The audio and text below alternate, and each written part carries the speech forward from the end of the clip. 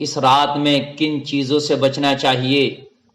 آج ہمارے معاشرے میں اس رات میں کیا کیا کیا جاتا ہے جو نہیں ہونا چاہیے، جو ایک رواج کے طور پر چلا آ رہا ہے اور ہم باز نہیں آتے کرتے ہیں، اور وہ عمل اتنا رائج ہوتا چلا جا رہا ہے کہ نوجوان نسل اس میں زیادہ مبتلا ہوتی چلی جا رہی ہے۔ وہ بھی میں بتاؤں گا، اور کیا کرنا چاہیے، میرے نبی صلی اللہ علیہ وسلم سے کیا ثابت ہے، کیا ہمارے لیے فائدے مند ہے، وہ بھی میں آپ کو بتاؤں گا۔ بہت توجہ کے ساتھ سنیں، بہت اہم گفتگو ہے یہ جو میں آپ کے گوش گزار کرنا چاہتا ہوں۔ شب برات، شب رات کو کہتے ہیں، برات کے معنی آتے ہیں چھٹکارا۔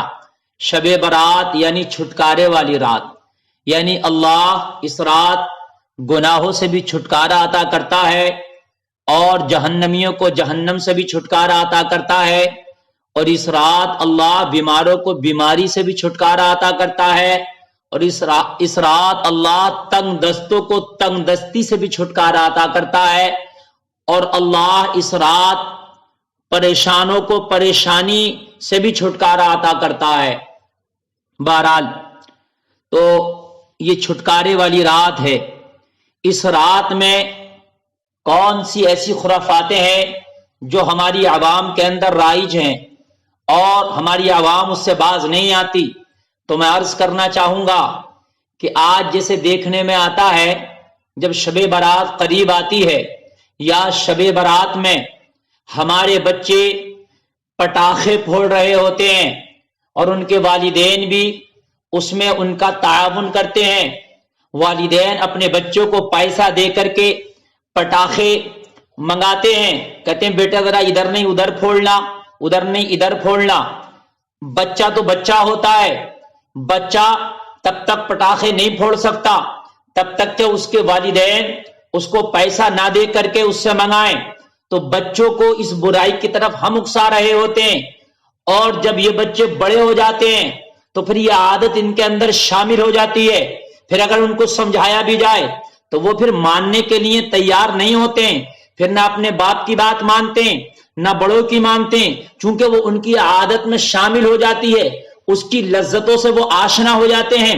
عادت اچھے کام کی پڑ جائے تو آدمی اس کی لذتوں سے آشنا ہو جاتا ہے، عادت برے کام کی پڑ جائے تو آدمی اس کی لذتوں سے آشنا ہو جاتا ہے۔ لذت برے کام کی بھی ہوتی ہے، لذت اچھے کام کی بھی ہوتی ہے۔ جیسی عادت ہم ڈال لیں ویسی ہی لذتیں ہم کو اچھی لگنے لگتی ہیں۔ لہذا خدا را آپ اپنے بچوں کو اس غلط لذت سے، اس غلط فعل سے بچائیں۔ اور یہ پٹاخے پھوڑنا کئی اعتبار سے غلط ہے۔ ایک تو کسی کی آنکھ میں بھی آ جاتا ہے، اس سے بہت سے لوگ زخمی بھی ہو جاتے ہیں، اور بہت سے لوگ اس سے جو ہے پریشانی میں بھی مبتلا ہوتے ہیں۔ پھر ایک طرح کا پردوشن بھی اس سے پیدا ہوتا ہے، جو خلا میں اس کا دھواں اڑتا ہے وہ صحت کے لیے ہانیکارک ہوتا ہے، صحت کے لیے نقصان دہ ثابت ہوتا ہے، اور پھر ایک اپنے پیسے کا تو غلط جگہ استعمال ہو ہی رہا ہے، پیسہ غلط خرچ ہو ہی رہا ہے، اور ان المبذرین کانوا اخوان الشیاطین کے تحت پھر وہ شیطان کے بھائی میں بھی داخل ہو رہا ہے۔ یعنی بد خرچی کرنے والا، فضول خرچی کرنے والے کو اللہ نے شیطان کا بھائی قرار دیا ہے، تو اس سے بچنے کی کوشش کریں۔ خدا را یہ کہیں تک جائز بھی نہیں ہے، مال کی جو ہے غلط خرچی بھی ہے، اور کہیں نہ کہیں صحت کا نقصان بھی ہے۔ اور ایک دوسری چیز اور کرتے ہیں ہمارے نوجوان، یہ نوجوان طبقہ کرتا ہے کہ جب شب برات آتی ہے تو اپنی موٹر سائیکلوں کی ٹنکیاں پیٹرول سے فل کرا لیتے ہیں، اور فل کرانے کے بعد میں پھر ایک ایک گاڑی پہ تین تین چار چار سوار ہونے کے بعد میں پھر وہ سیر و تفریح کے لیے نکلتے ہیں، اس کی ریس بڑھا کر کے، اور بہت سے لوگ بعض اوقات تو اس کا سیلنسر وغیرہ بھی کھول لیتے ہیں تاکہ اس کی آواز میں اضافہ ہو جائے اور اس کو بہت زور سے آواز کرتی ہوئی جاتی ہے، اس کو گلیوں میں گھمایا جاتا ہے، ایک دوسرے دوستوں سے ملنے کے لیے ایک جگہ سے دوسری جگہ پر جایا جاتا ہے، اور پوری رات موٹر سائیکل کی سیر و تفریح پر نکال دیتے ہیں، موٹر سائیکل کی سواری پر نکال دیتے ہیں، یہ بھی جائز نہیں ہے۔ خدا را اپنے نوجوانوں کو اس سے بچاؤ، سمجھانے کی کوشش کرو، اے نوجوانوں یہ رات موٹر سائیکل پر سواری کرنے کی رات نہیں تھی، یہ رات ایک دوسرے سے تمسخر اور جو ہے ہنسنے کی رات نہ تھی، یہ رات ایک جگہ سے دوسری جگہ دوڑنے کی رات نہ تھی، بلکہ یہ رات کس لیے تھی وہ میں آپ کو بتاؤں گا۔ اللہ کے لیے توبہ کریں اس فعل سے، اور اس شب برات میں جو یہ میری تقریر سن رہے ہیں وہ توبہ کریں کہ وہ نہ موٹر سائیکل کی سواری کریں گے، نہ دوستوں سے کھڑے ہو کے مذاق کریں گے، نہ دوستوں میں کھڑے ہو کے ٹھٹا کریں گے، بلکہ اس رات وہ کام کریں گے جو کام اللہ کے رسول نے بتایا ہے، جو کام ہمارے لیے دنیا اور آخرت میں فائدہ جس سے ہمیں ہو، جنت کا ہم حقدار بن جائیں، گناہوں سے ہماری معافی ہو جائے، وہ کام ہمیں کرنا ہے۔ اس رات نبی صلی اللہ تعالی علیہ وسلم قبرستان جایا کرتے تھے۔ میرے آقا صلی اللہ تعالی علیہ وسلم کا اس رات قبرستان میں جانا ثابت ہے۔ اگر کوئی قبرستان میں جانا چاہتا ہے تو ہاں وہ جا سکتا ہے فاتحہ پڑھنے کی غرض سے، اور قبرستان میں قرآن شریف پڑھے اور اپنے مرحومین کے لیے بخشش کی رب سے طلب کرے، بخشش کی دعا کرے، کر سکتا ہے۔ امی عائشہ رضی اللہ تعالی عنہا فرماتی ہیں کہ ایک رات میں اپنا حجرہ شریف میں تھی، سو رہی تھی، میری آنکھ کھلی، میں نے دیکھا میرے پاس میں آقا کریم صلی اللہ علیہ وسلم نہیں ہے۔ میں اٹھ کے میں باہر نکل کے تھوڑا دیکھا کہ نبی کہاں ہیں، تو میری نگاہ پڑی، میں نے کیا دیکھا، آقا کریم صلی اللہ علیہ وسلم جنت البقیع شریف کے قبرستان کے پاس موجود ہیں۔ میرے آقا صلی اللہ علیہ وسلم کے پاس پہنچی، نبی نے فرمایا عائشہ کیا بات، کیا تم یہ گمان کرتی ہو معاذ اللہ اللہ اس کا رسول آپ پہ ظلم کرے گا؟ امی عائشہ عرض کرتی ہیں آقا نہیں، میرا گمان یہ نہیں تھا، بس یوں ہی آ گئی، میں نے اٹھ کے آپ کو نہ پایا تو سوچنے لگی شاید کسی دوسری بیوی کے پاس آپ تشریف لے گئے ہوں۔ اللہ اللہ، میرے نبی ارشاد فرماتے ہیں عائشہ یہ وہ رات ہے، اس رات اللہ تعالی بنی قلب کی بکریوں کے بال کے برابر لوگوں کو اللہ جہنم سے آزاد فرمائے گا۔ غور فرمائیے، بنی قلب ایک قبیلہ تھا عرب کا جو بکریاں پالنے میں مشہور تھا۔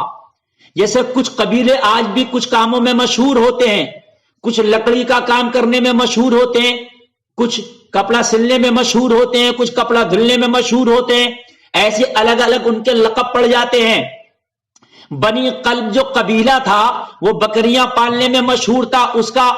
بکریاں کثیر تعداد میں اس قبیلے کے پاس ہوا کرتی تھی۔ میرے آقا فرماتے ہیں عائشہ بنی قلب کی بکریوں کے جتنے بال ہوں گے ان بالوں کے برابر اللہ آج کی رات جہنمیوں کو جہنم سے آزاد فرماتا ہے۔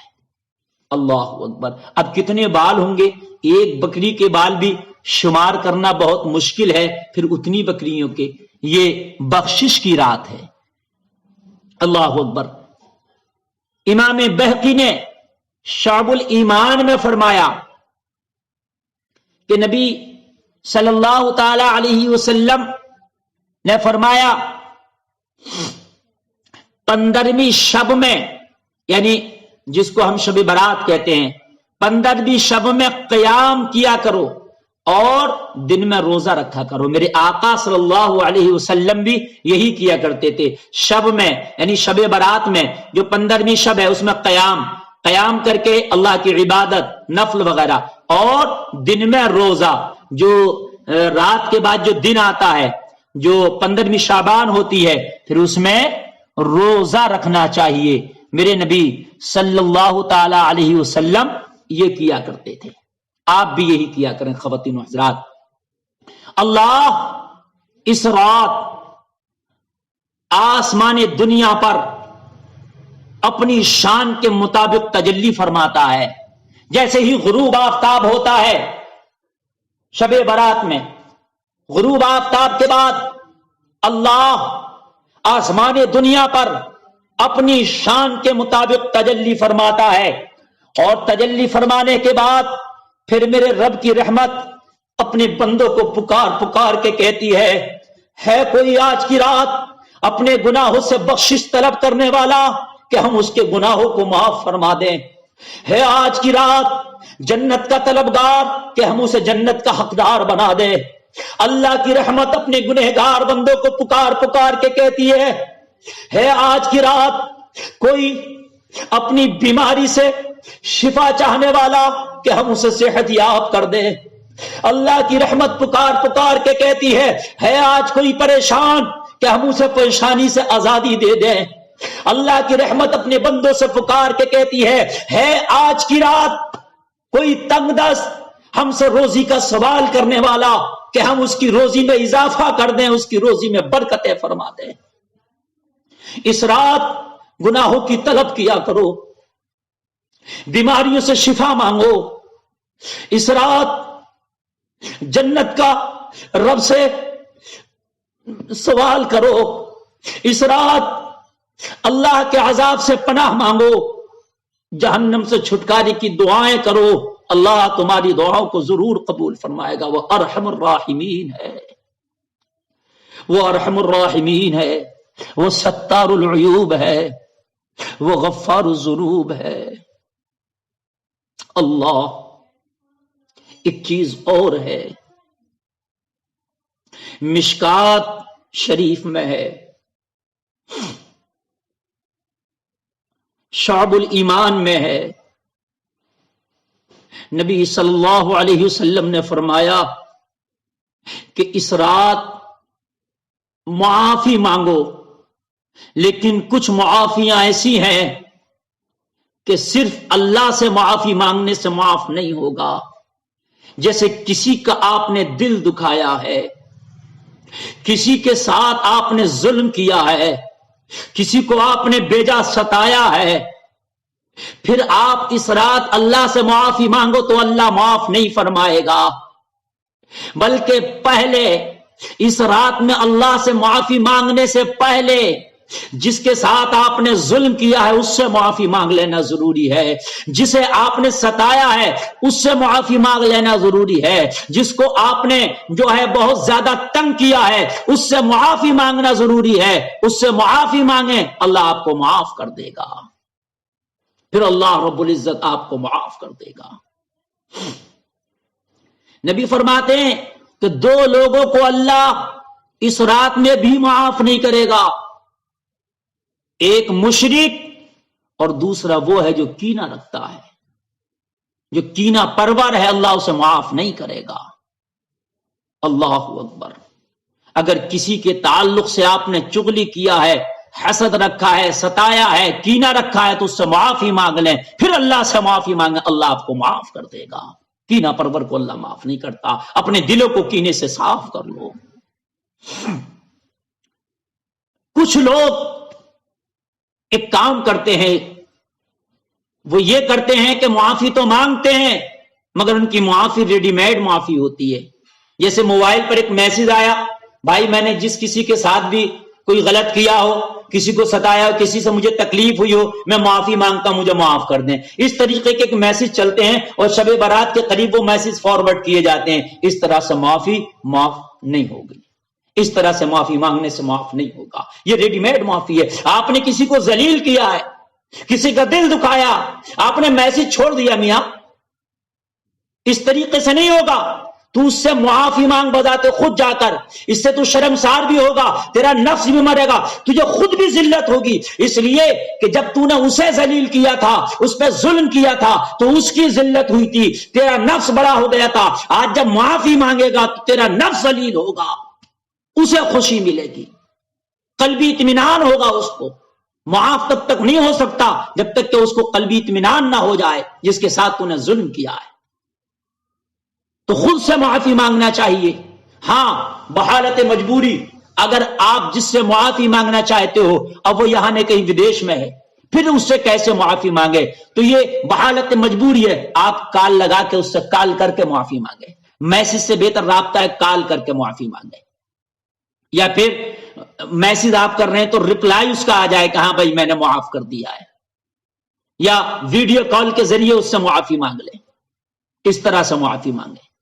لیکن ایس ایم ایس کا خالی سہارا نہ لیں۔ ایک چیز اور ہے، اس رات میں اللہ کی عبادت کریں۔ مسجدوں میں لوگ اکثر جاتے ہیں اور اکثر جانے کے بعد اللہ کی عبادتوں میں مشغول ہوتے ہیں، نوافل پڑھتے ہیں۔ ایک کام اور کرنا چاہیے، اس رات جب لوگ مسجد میں جمع ہو جائیں آئیں تو اس رات لوگ جہاں پر نفل پڑھتے ہیں، اللہ کی عبادت کرتے ہیں، وہاں پر کچھ تھوڑی ہی دیر کے لیے صحیح کچھ اصلاحی بیانات بھی ہونا چاہیے، تاکہ لوگ ان اصلاحی بیانات کو سن کر اپنی وہ اصلاح کر لیں جو وہ جانتے نہیں ہیں کہ یہ گناہ بھی ہوتے ہیں، یا اس طرح کے گناہوں میں بھی ہم ملوث ہیں، انہیں پتہ نہیں، وہ اس سے لا علم ہیں۔ جب اصلاحی بیان ہوں گے تو ان کو پتہ چلے گا، وہ توبہ بھی کر لیں،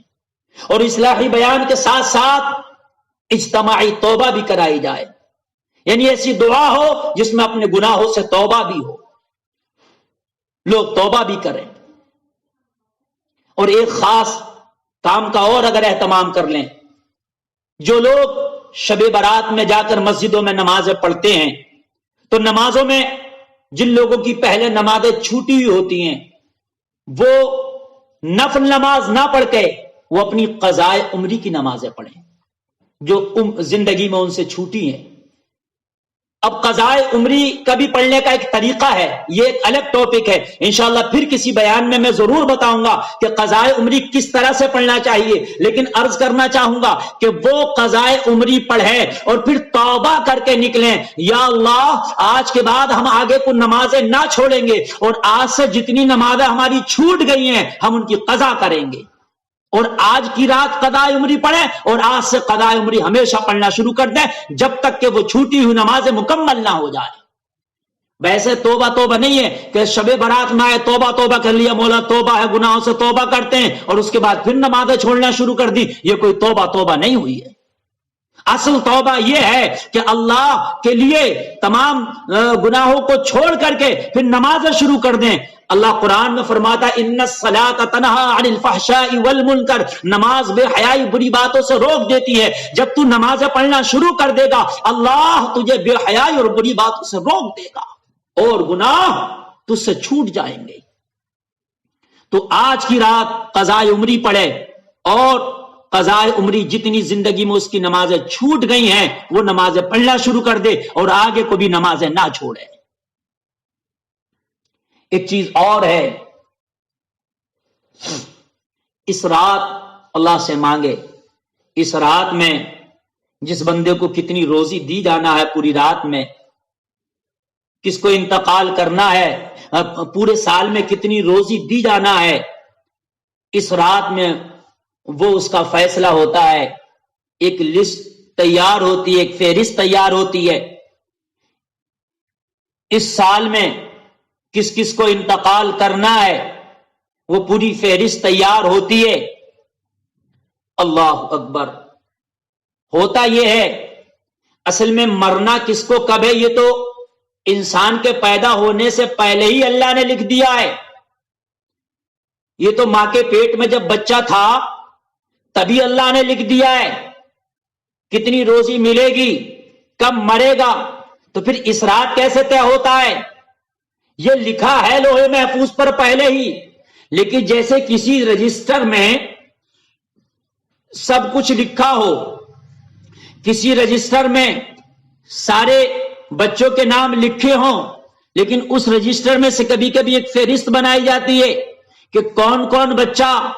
اس میں اچھے نمبر حاصل کیا ہے، اس کی ایک لسٹ بنا کر کے تیار کی جاتی ہے، حالانکہ رجسٹر میں پہلے سے ہی لکھا ہوا ہے، لیکن ایک فہرست اس میں سے اتار لی جاتی ہے۔ تو اس رات نئے طریقے سے نہیں لکھا جاتا، نئے طریقے سے روزی کتنے ملنا نہیں لکھا جاتا۔ ہاں دعا کرنے سے اللہ روزی میں اضافہ ضرور کر دیتا ہے، لیکن موت برحق ہے، جبھی آئے گی جب اللہ نے لکھ دیا ہے۔ قرآن میں اللہ فرماتا ہے وَلَن يُؤَخِّرَ اللَّهُ نَفْسًا إِذَا جَاءَ أَجَلُهَا،